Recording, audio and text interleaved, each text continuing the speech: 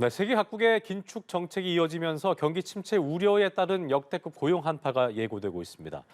기업들은 점점 채용을 줄이고 있고 희망 퇴직을 받는 등 인력 감축과 비용 절감에 나서고 있는 상황인데요. 현재 고용시장 상황부터 우리 경제 영향은 어떨지 관련 내용들 권혁중 경제평론가와 짚어보겠습니다. 어서 오십시오. 네, 안녕하십니까. 예, 연말인데 좀 좋은 얘기하면 좋으련만 그게 좀 안 되는군요. 네. 국내 기업들 인력 감축, 비용 절감 등으로 마른 수건, 물도 없는데 네. 마른 수건 쥐어짜게 나서고 있다는 안타까운 소식이 이어졌습니다. 곳곳에서 감원 소식 들려오고 있는 상황인데 네. 현실이 어떻습니까, 상황이? 사실 지금 뭐 실적이 굉장히 좋았던 은행권마저도 이제 감원 예의가 나오는 거 보면은 그 정도로 이제 각 경영계가 내년을 대비해서 말씀하신 그대로 좀 쥐어짜기를 좀 하고 있다라고 좀 생각을 해보는데 요즘에 감원 이야기가 계속적으로 나오고 있습니다. 그런 이유를 좀 두 가지로 뽑아봤어요. 첫 번째로는 내년은 경기 침체가 예상되어 있거든요. 예. 그러다 보니까 미리 선제적으로 이제는 비용 줄이기에 나섰다라고 이제 볼 수가 있겠습니다. 보통 우리가 이제 재무제표를 본다 그러면 가장 많이 차지하는 게 사실 인건비거든요. 그러니까 인건비를 줄이게 되면 확실하게 재무제표는 좋아집니다. 그게 제일 크군요. 네. 기업 그러다 입장에서. 보니까 사실 이제 기업 입장에서는 이제 내년 경기 침체를 대비해서 네. 미리 선제적으로 좀 감원이 들어가고 있다라고 보시면 되겠고요. 사실 또 두 번째 이유로는 실적 부진이 있었습니다. 이번에 그 감원이 많이 나왔던 업종을 본다 그러면 코로나19로 인해서 타격을 받았던 곳, 면세점이라든지 아니면 유통업이라든지 가전 쪽이라든지 이런 쪽에서 사실 지금 계속 감원 얘기가 계속 나오고 있거든요. 그러다 보니까 지금 실제적으로 이제는 업황이 좋지 않으니까 이제 감원 얘기가 그래서 나오고 있다. 이 두 가지를 뽑을 수 있겠고 예. 실제 이제 금융권에서도 아까 말씀드린 것처럼 감원 얘기가 나오고 있잖아요. 그런 걸 봤을 때도 참 금융권 상황이 좋은데 왜 그런 거예요? 그렇죠. 실적이 이번 연도 굉장히 잘 나왔었거든요. 그럼에도 불구하고 이제는 감원이 이 이야기가 나오는 게 아까도 말씀드린 것처럼 내년에는 사실 좀 불안하거든요. 특히 이제 금리가 인상되면서 부동산 시장이 좀 불안하죠. 만약에 부실 채권들이 이제 많이 나오게 되면 아하. 고스란히 이제 금융권 입장에서도 사실 부실화될 가능성이 있거든요. 특히 이 금융권 중심으로서 그런 가능성이 높아지다 보니까 이제 선제적으로 좀 반응하고 있지 않나 이렇게 좀 생각을 해보겠습니다. 지금 그러다 보니까 이제 업계로 좀 번지고 있고 그래서 아까 말씀드린 것처럼 사실 이 감원 이슈는요 아마 올해 말부터 시작해서 아마 내년에도 계속적으로 지속될 것이다. 이 시장에서는 지금 보고 있습니다. 그러니까 이게 뭐 이런 비유가 적절할지 모르겠습니다. 이런 그러니까 비교가 적절할지 모르겠는데 네. 98년도 때는 진짜 뭐 이 아, IMF 때는 그럼요. 엄청났잖아요. 네, 네, 네. 근데 그때랑 비교할 만한 그런 수준은 아닌 거죠? 예, 뭐 지금 계속적으로 얘기가 나오고 있는 게 이제 그 IMF 이후에 있었던 우리나라의 경제 시장과 네. 그 지금의 이제 경제 시스템이 비교하더라고요. 자꾸 이제 비교될 수밖에 없는 게 부동산 시장도 이제 비슷하고요. 그러니까요. 지금 IMF 이후에 그 아파트 가격 하락률이 그 이후에 최대치거든요. 그러니까 지금 경기도 하강 국면에 있고 그다음에 아파트 매매 건수도 줄어들고 그 당시에 있었던 혼란함 이게 자꾸 이게 비교가 되다 보니까 계속적으로 이제는 감원 얘기가 나왔을 때도 IMF 이후에 있었던 그 감원, 피바람 났었던 그런 부분들이 사실 재현될 가능성도 있다라고 지금 보고 있거든요. 그러니까 경제계에서는 되게 불안한 게 굉장히 불안한 게 지표는 굉장히 안 좋아요, 지금. 근데 지금 어떻게든 간에 굴러가고 있는 모양새거든요. 그러다 보니까 언제 이 거품이 꺼지고 또 언제 이게 타격이 강한 충격이 온다 그러면 갑자기 차트 자체가 모든 차트 자체가 강하게 우회할 가능성이 있기 때문에 지금 굉장히 좀 불안한 가운데서 지금 좀 살얼음을 걷고 있다 이렇게 좀 평가를 해봅니다. 실제적으로 지금 대표적인 사례가 5대 금융권에서 2,400명 이제 감원 들어갔거든요. 그러니까 은행권 실적 아까 좋다고 말씀드렸잖아요. 맞아요. 그럼에도 불구하고 감원이 들어간 거 보면은 말 그대로 뭐 실적도 좋은 업종도 감원 들어가는데 실적이 안 좋은 것은 뭐 두말할 말 다 나위가 있다. 없겠죠. 특히 그렇잖아요. 이제는 오프라인 매장이 많았던 쪽 유통업계 같은 경우에는 지금 상당히 감원의 압박이 심화되고 있는 모습들이 지금 보여지고 있습니다. 그렇군요. 아유, 참 얘기만 들어도 참 안타까운 느낌과 함께 뭐 많은 분들이 걱정하고 있는 그런 상황이 이어지고 있는 네. 것 같은데 장기적으로 어떤 대책이 필요할까? 또 고용 한파도 그렇고 경기 불황이나 이 침체는 내년도 이어질 거다. 뭐 내년뿐만이 아니고 네. 장기간 이어질 수도 있다는 예상이 나오고 있는 상황이어서 뭐 예전에 이제 막 근무오기 운동하고 다 같이 막 허리띠 졸라매자 이렇게 하는데 또 그렇게 되면 기업 입장에서는 또 졸라매는 순간 뭐 사실 구매를 하지도 않으니까 네, 네. 기업은 또 힘들어지고 네. 그러니까 말했던 저희가 늘 우려했던 스태그플레이션 내년의 어떤 그림자가 드리우는 것 같은 느낌도 드는데 네. 어떤 대책이 좀 필요할까요? 지금 뭐 시장에서는요, 일단 내년에 더 어렵다 이렇게 보거든요. 그러니까 그럴 수밖에 없는 게 아까 말씀하셨잖아요. 후행 지표거든요, 사실 고용은. 그러니까 이번 연도 굉장히 안 좋았습니다, 경기가. 그러면 다시 고스란히 이제 내년도 고용 시장에 영향을 주게 돼요. 실적으로 나타날 거 아니에요. 그렇죠. 그렇죠? 그러다 보니까 기업 입장에서는 아예 뽑지를 않습니다. 어. 기업 입장에서 당연히 이제는 신규 취업자들을 뽑지 않음으로써 비용을 절감하게 되거든요. 그래서 내년 고용 시장이 정말로 어려울 것이다, 찬바람이 불 것이다 이렇게 보고 있고요. 특히 뭐 아까도 말씀드렸지만은 저는 좀 깜짝 놀랐던 게 한 은행권에서요, 그 이제 희망퇴직을 받았는데 놀랍게 이제 만 40세를 받았습니다. 그 만 40세면 82년생이거든요. 그러니까 지금 만 40세도 희망퇴직에 들어왔다는 얘기거든요. 업황이 되게 은행권은 좋았음에도 불구하고 그 정도로 사실 지금 이슈가 좀 강하게 불고 있고 사실 11월 달로 본다 그러면 지난달 갔을 때 취업률은 좀 좋았거든요. 그러니까 고용의 어떤 그 취업자 수는 좀 늘어났던 부분이 있습니다.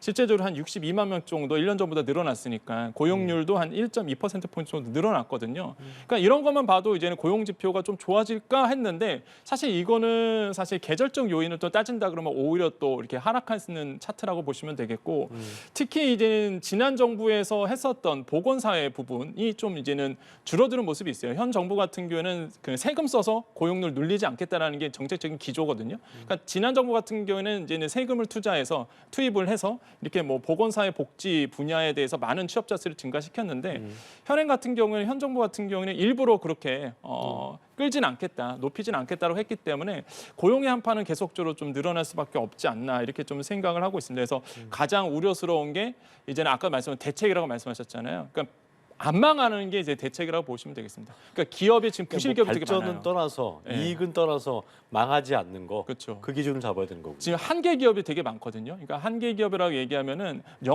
벌어들인 영업이익 갖고 부채를 못 갚는 기업 이런 거에 3년이 지속이 되면 우리가 뭐 좀비 기업 이렇게 표현하잖아요. 그렇죠. 번 거 다 해도 네. 빚낸 거를 갚지 못 갚는 못한다. 거죠. 이런 한계 기업들이 굉장히 많습니다. 생각보다. 큰 그래서 기업들도 꽤 있다면서요. 그렇죠? 네네 대기업들도 존재하고요. 그러니까요. 그러다 보니까 정부 입장에서는 기업이 안 망하는 거. 왜 그러냐면 기업이 망하면은 당연히 이제 고용률은 떨어지게 되고요. 신규 충도 줄어들겠죠. 이게 악순환이 됩니다. 그러면은 근로자가 일이 없으면 소비를 안 하게 되고요. 소비를 안 하면 또 내수가 안 되고 당연히 이제 그러니까요. 악순환이 되거든요. 어. 그래서 지금 정부 입장에서는 이제 기업들이 안 망하게 하는 것 이게 아마 가장 정책적 1순위가 될 가능성이 크다. 그래서 근데 내년에는 아마 비판을 많이 받을 거예요. 왜냐하면 세금 써서 또 살려야 되거든요.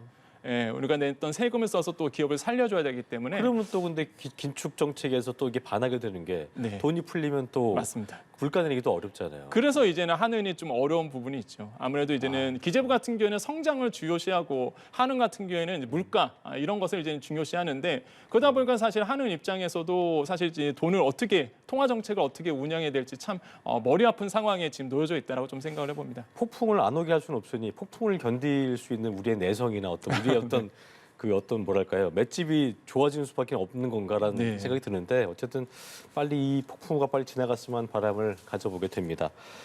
자 주제를 좀 바꿔보죠. 여기 네. 뭐 부동산 시장도 뭐 저희가 늘 얘기합니다만 계속 한파고 여기 뭐 경매 넘어가는 아파트, 빌라, 뭐 오피스텔도 그렇고 큰 폭으로 증가하고 있는 상황인데 연끌족들이 버티다 못 버텨서 이제 내놓는 건가? 그리고 네. 또 뭐 임의 경매 얘기 나오던데 이건 또 네. 어떤 개념인 건지 네. 종합해서 짚어볼까요? 그러니까 임의 경매는 간단합니다. 보통 우리가 그 등기부 등본을 보면 을구라고 있어요. 우리가 표제부, 갑구, 을구 있는데 을구. 을구가 이제 저당권 설정하는 데거든요. 어. 그러니까 예를 들어서 이제 아파트를 내가 구입을 했을 때 주담대를 받습니다.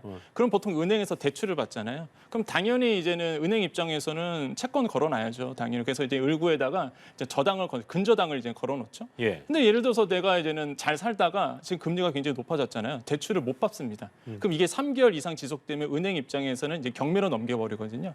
이게 이제 임의 경매입니다. 그래서 아하.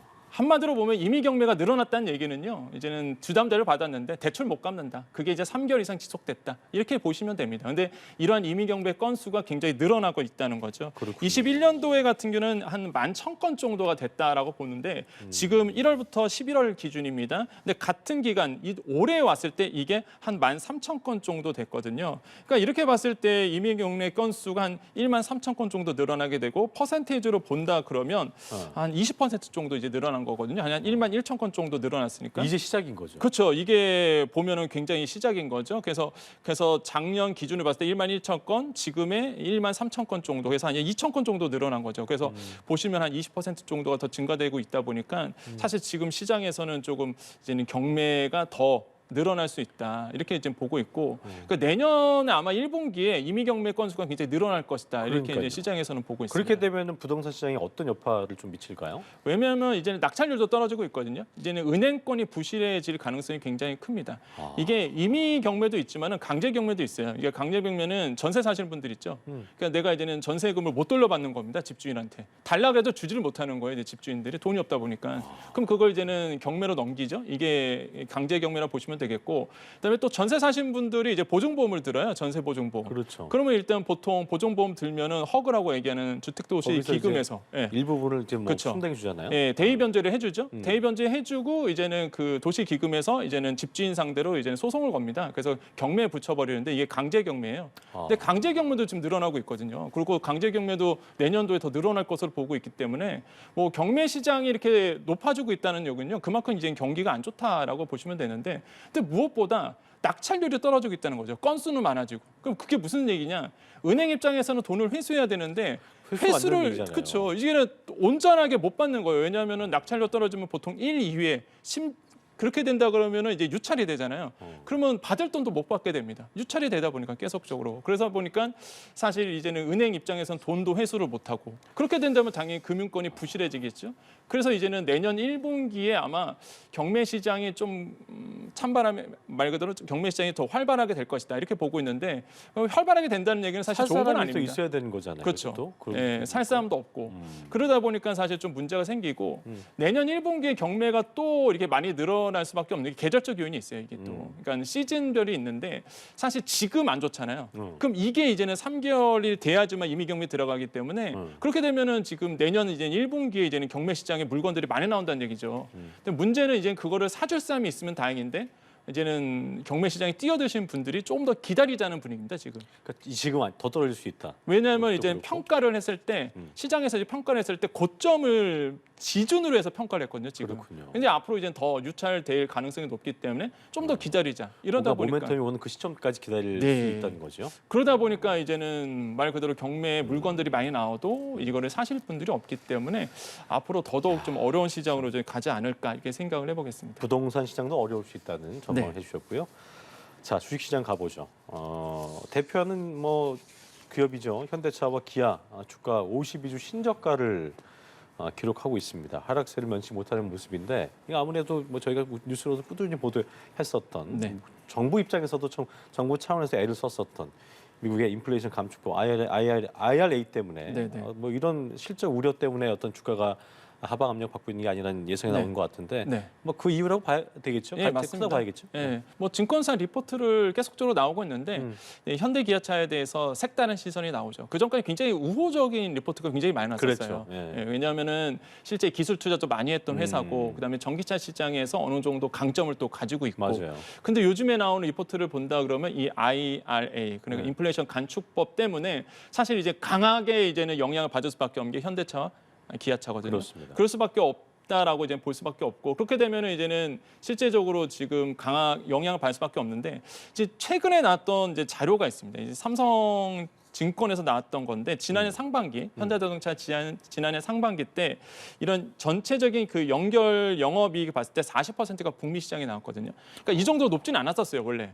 근데 이제는 그 정도로 이제 쏠림 현상이 좀 일어났던 이유가, 사실 중국 시장이라든지 아니면은 사실 그 코로나19로 인해서 사실 시장 자체가 이제는 선진국 중심으로 좀 바뀐 부분이 있습니다. 전기차 쪽이. 그러다 보니까 이제는 북미 시장에서 많은 영업이익을 차지하고 있는데, 이 중에서 만약에 전기차가 안 팔린다?